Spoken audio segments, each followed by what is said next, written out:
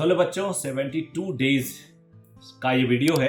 72 days का मतलब आप लोग को हर बार बताता हूँ। 7 PM रोज शाम को मैं मिलता हूँ। 7 PM भी बोल रहा हूँ, शाम भी बोल रहा हूँ, जैसे आप भूलो ना। और उस टाइम हम लोग बात करते हैं कि जो रिमेनिंग डेज बचा उसमें हम लोग क्या करें। और उसमें हम ये भी बात करते हैं कि कुछ ना कुछ एक नया करते रहना है हमें, जिससे हमारा सिलेक्शन और ज़्यादा श्योर हो जाए।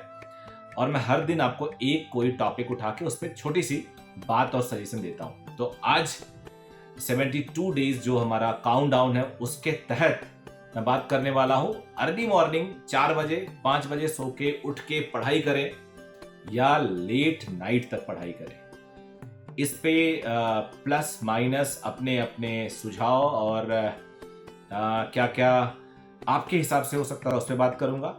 मेरा पर्सनल व्यू क्या होगा उस पर बताऊंगा।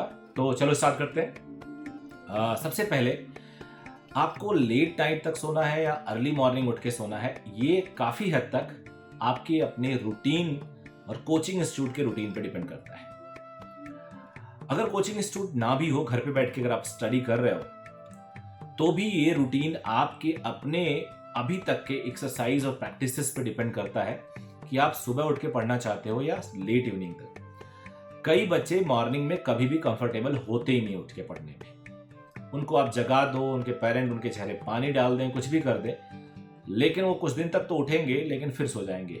कई बार उनके पेरेंट्स उनको उठा के जाते हैं और वो पढ़ना शुरू भी कर देते हैं, फिर जब आके 1 घंटे बाद चेक करते हैं तो लुढ़का हुआ मिलता है बच्चा। तो ऐसे केस में जिन बच्चे का जो बायोलॉजिकल साइकिल है उस बच्चे की पढ़ने की, अगर वो मॉर्निंग में सूट नहीं उसको करती है, तो जो मॉर्निंग पढ़ने का जो चार्म है वो किसी काम का नहीं। मैं बिलीव मी काफी हद तक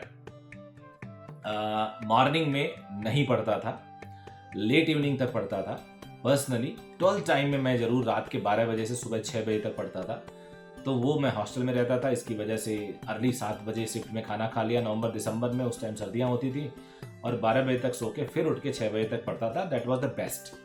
बट उस टाइम तक कोई ऐसा खास रूटीन टफ नहीं हुआ करता था जो अभी है बच्चों का, क्योंकि मैं जानता हूँ कुछ बैचेस मेरे यहाँ भी है जो 6 आवर्स जिनकी क्लासेस चलती हैं। अब वो बच्चे 6 घंटे यहाँ पे दे रहे हैं और हमें उनका बेस्ट वो 6 घंटे चाहिए, तो मैं उनको रिकमेंड करूँगा कि वो सुबह 8 बजे अगर यहाँ आ रहे हैं तो 5 बजे ना उठें, क्योंकि वो अपनी ऑलरेडी 2-3 घंटे की एनर्जी खर्च करके आएंगे तो यहाँ पे वो उस अटेंशन से नहीं पढ़ पाएंगे।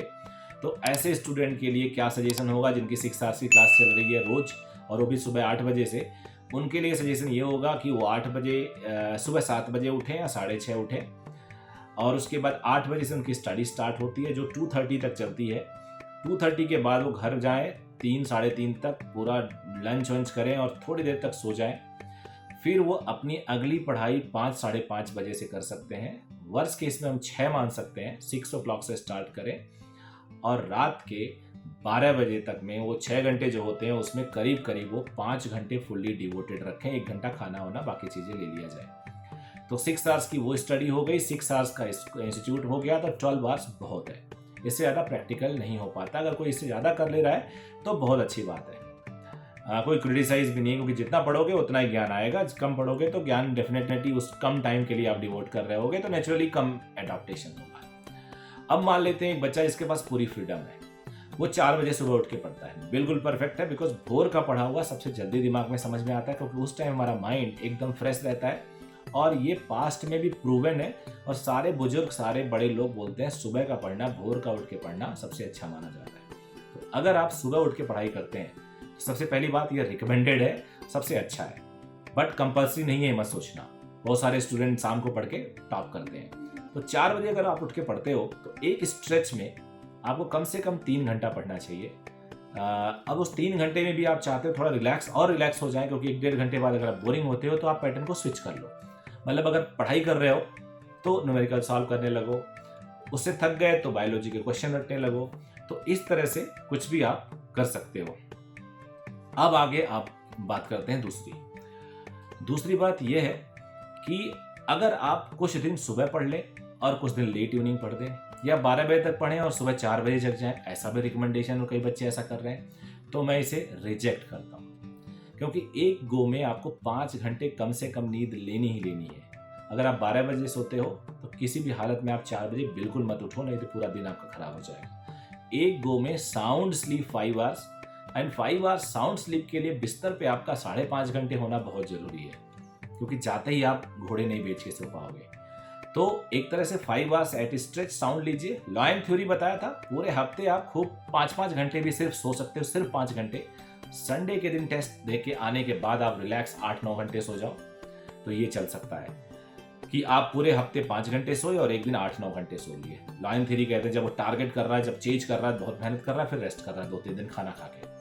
तो इस तरह से आप कर सकते हो, लेकिन कंप्रोमाइज नहीं करना। एवरेज नींद आपको 7 घंटे ज़्यादा है, 6 घंटे तो जरूर होनी चाहिए।